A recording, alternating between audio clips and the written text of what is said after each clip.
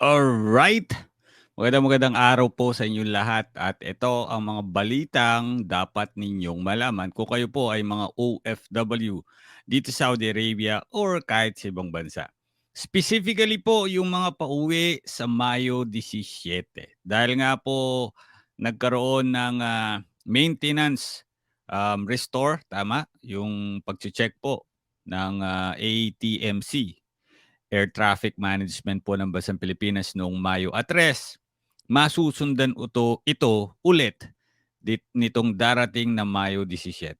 Dahil dito, nagpahayag ng paalala ang Philippine Airlines sa kanilang mga biyahero. Pakinggan natin ang kanilang naging paalala. Inihayag ni Shelo Villaluna, ang tagapagsalita ng PAL, sa araw ng nabanggit makasisiguro na mabibigyan ng alternative flights ang mga pasaherong maapektuhan. Payo ng PAL sa mga pasaherong may flight sa Mayo 17, maaari nilang i-check ang kanilang flight status kung sila ay nakapaloob sa nasabing petsa ng paglipad sa pamamagitan ng kanilang flight status page sa www.philippinesairlines.com at dito malalaman kung green and go ang kanilang mga lipad. Simula Mayo 17, magkakaroon ng radar shutdown mula 12 midnight hanggang 6 ng umaga. At dahil po dito, may mga flights po tayong ide-delay, ika-cancel, or i-retime. Alright, ulitin ko lang. Sinabi, Mayo 17 from 12 midnight to 6 in the morning. Philippine time yan. Philippine time. So tingnan mo yung arrival mo, kasi kung galing kang abroad, tingnan mo kung anong oras ang arrival mo sa Pilipinas. And then doon ka humugot, tumingin sa philippineairline.com. Kung ikaw naman ay palabas ng Pilipinas at tatamaan yung oras na yon, yung flight mo sa oras na yon, tingnan mo rin sa philippineairline.com ang iyong flight status. Ibig pong sabihin, gagawa po ng hakbang ang pamunuan ng Philippine Airlines para maprotektahan ang mga pasahero ng mga flights na nakapaloob sa 12 midnight up to 6 in the morning ng Mayo 17. Paalala So hindi po lahat.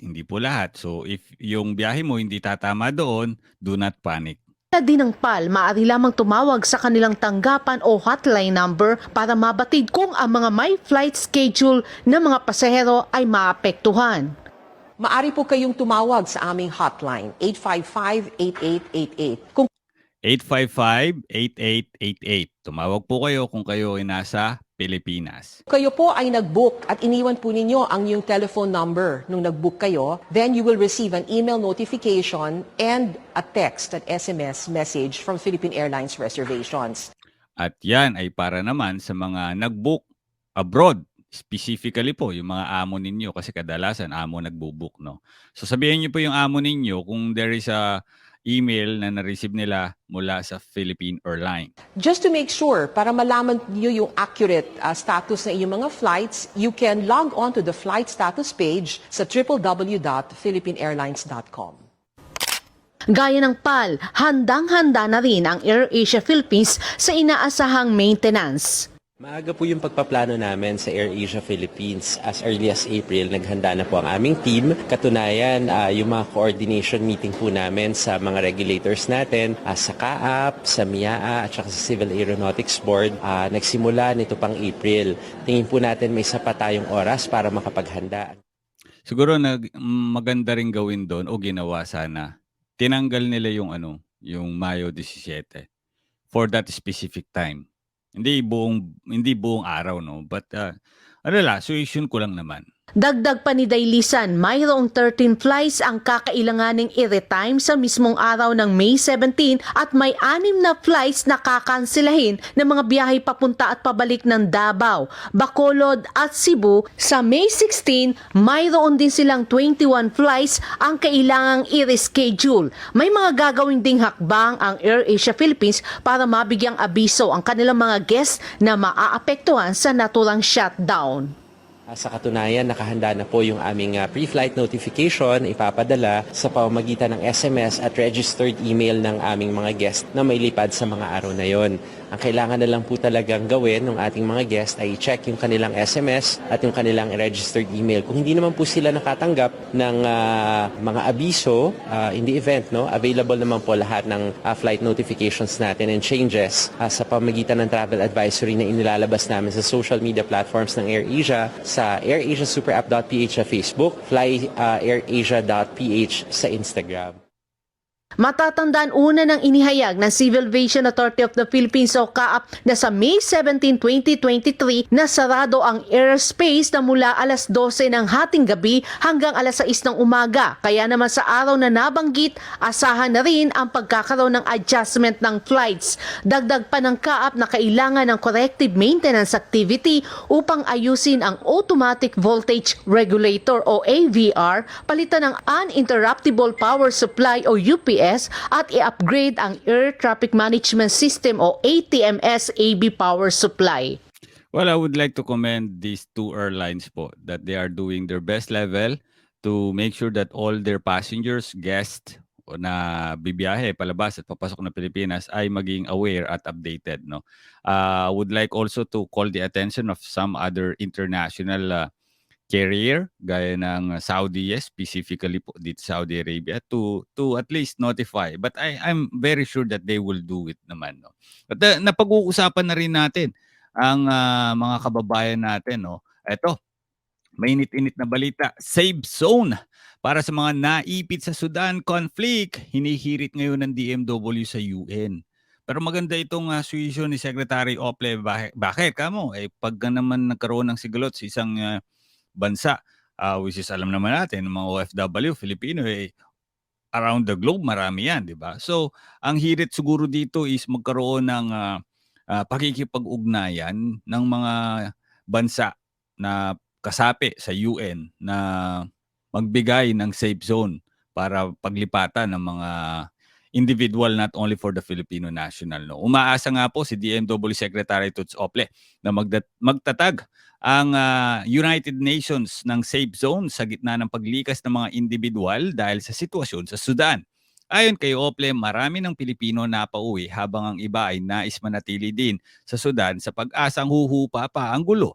Nagpahayag ng pag-asa si Ople na ang UN na makikiisa ito at magtatatag ng humanitarian corridor para matiyak ang kaligtasan ng mga apektadong Pilipino. Aniya, ang kanilang panawagan ay base sa kanyang pagkikipag-usap sa mga kababayan mula sa digmaan.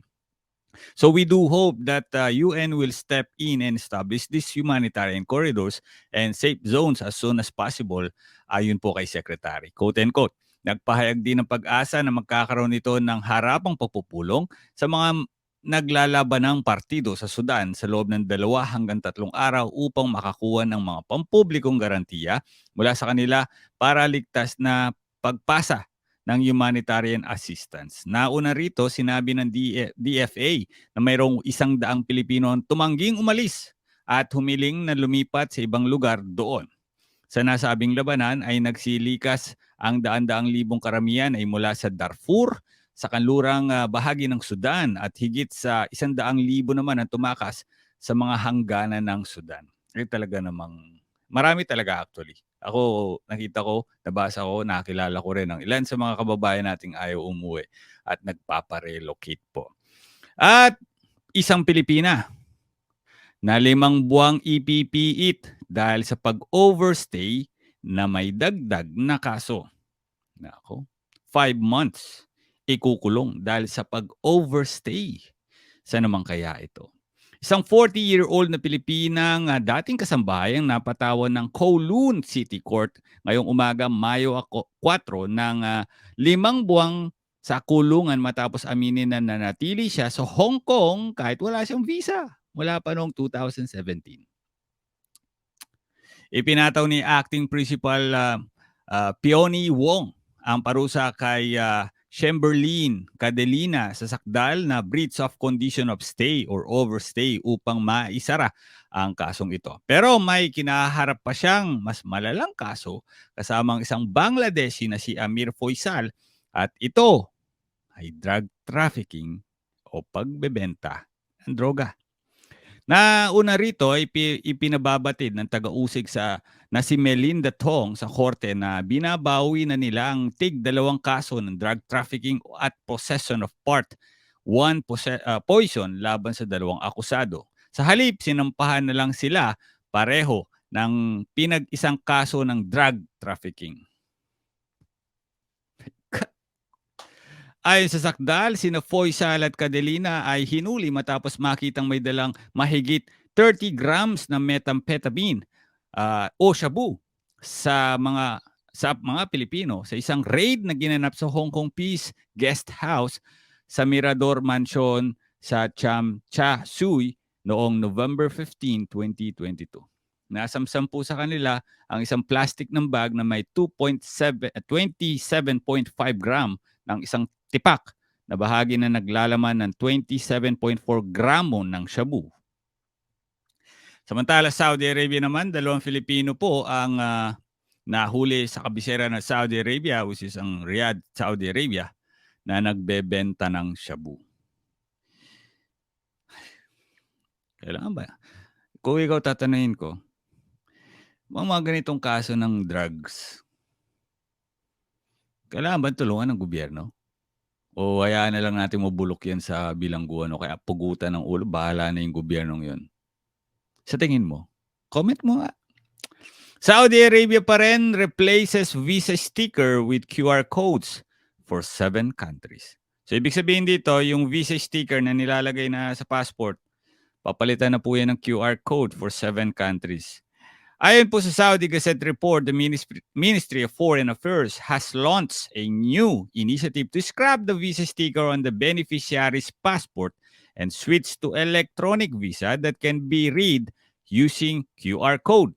Ang bagong inisyatibo ay mag-a-activate in the first stage in the kingdom missions in 7 countries, kabilang ang mga sumusunod: United Arab Emirates, Jordan, Egypt, Bangladesh, India, Indonesia, at Pilipinas. Kung mapapansin mo, itong 7 bansang ito yung maraming mga guests talaga, no, dito sa Saudi Arabia, including Pilipinas. The move comes within a framework of completing procedures for automating and raising the quality of consular services provided the ministry by developing a mechanism for granting different kinds of visa, including work, residence, and visit visa. Abay, napakagandang balita po niyan. At least, no, mas mabilis ang proseso sa Saudi Arabia. Pilipinas kaya, kamusta naman? Anyway, I hope you enjoy this video at may natututunan tayo sa ating mga balitang ibinabahagi sa ating mga kababayan. Hanggang sa muli, kita-kita tayo tomorrow for another episode.